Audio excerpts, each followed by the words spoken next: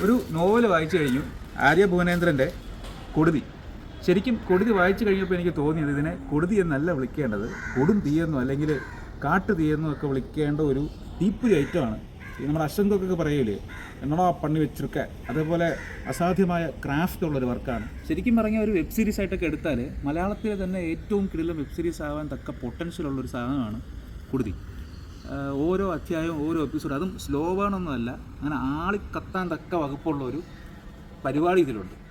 അപ്പോൾ ഇതിൻ്റെ ജോണർ ഏതാണെന്ന് ചോദിച്ചാൽ നമുക്ക് ക്രൈം ഡ്രാമ പറയാം, ഫാൻറ്റസി പറയാം, ത്രില്ലർ പറയാം. ഒരുമാതിരി നമ്മുടെ തുമ്പാട് എന്ന് പറഞ്ഞ മൂവിയില്ലേ, അതിൻ്റെ ഒരു മൂഡാണ് ഈ നോവലിന് മുഴുവനായി നോക്കുമ്പോഴത്തേക്ക്. ഒരു മിസ്റ്റിക്കലായിട്ടുള്ള അയ്യനാർ കാവ് എന്ന് പറഞ്ഞ ഗ്രാമത്തിലെ കുറേ സംഭവ വികാസങ്ങളാണ് ഈ നോവലിൽ മുഴുവനായിട്ട് കാണിച്ചിരിക്കുന്നത്. ഓരോ അധ്യായങ്ങൾ വായിക്കുമ്പോഴും നമ്മൾ വിചാരിക്കും ഇതാണ് മെയിൻ പ്ലോട്ടെന്ന്. പക്ഷേ പ്ലോട്ടുകൾ ഇങ്ങനെ മാറി മറിഞ്ഞ് വന്നുകൊണ്ടേയിരിക്കും.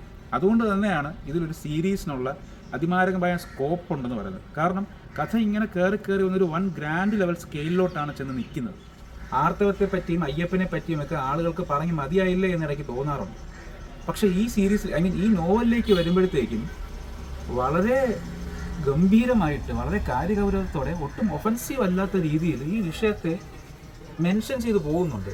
ആൻഡ് വളരെ ലൗഡായിട്ട് തന്നെ നിലപാടുകൾ ഉറപ്പിച്ചു കൊണ്ടുള്ള ഒരു ഗംഭീര എഴുത്ത് നമുക്കവിടെ കാണാൻ സാധിക്കുന്നുണ്ട്. നേരത്തെ പറഞ്ഞ സാങ്കല്പിക ലോകമായ അയ്യനാർ കാവിലെ തൂങ്ങിയാടുന്ന ശവശരീരങ്ങളിൽ നിന്ന് തുടങ്ങി പതിയെ ചുരുളഴിയുന്ന കാടിൻ്റെ വശ്യതയും സിസ്റ്റമിക് ഒപ്രഷനും മായ്ച്ചു നീക്കപ്പെട്ട ചരിത്രങ്ങളും ഒക്കെ ആയിട്ട് പോകുന്ന ഒരു കഥാകഥയാണ് നോവലിലേത്. ഇതിൽ പ്രോട്ടഗോണിസ്റ്റ് ആയിട്ടുള്ള അർച്ചന എന്ന വ്യക്തി മൺമറഞ്ഞു പോയവർക്ക് വേണ്ടി നീതി നേടിയെടുക്കുമ്പോൾ ഉണ്ടാകുന്നൊരു സാറ്റിസ്ഫാക്ഷനുണ്ട്.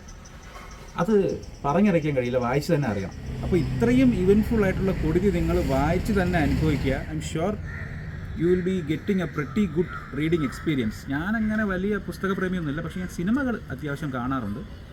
അപ്പോൾ അത് വെച്ചിട്ട് this gave me A really great cinematic experience. അതുകൊണ്ട് തന്നെയാണ് ഇത് ഈസിലി എനിക്ക് സജസ്റ്റ് ചെയ്യാൻ കഴിയുന്നത്. അപ്പോൾ ഞാൻ ഓതറിനെ ടാഗ് ചെയ്യുന്നുണ്ട്, നിങ്ങൾക്ക് ഡയറക്റ്റ് ഓതറിൻ്റെ കയ്യിൽ നിന്ന് തന്നെ പുസ്തകം വാങ്ങിക്കാവുന്നതാണ്. Thank you. Have a good read.